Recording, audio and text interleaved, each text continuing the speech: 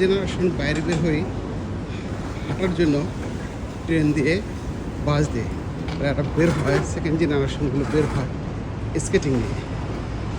এটাই হলো গিয়ে পার্থক্য। কিছুই মনে করে না দেশটাকে। কখন যে অ্যাক্সিডেন্ট হয়, কখন যে কী হয়, they don't care at all.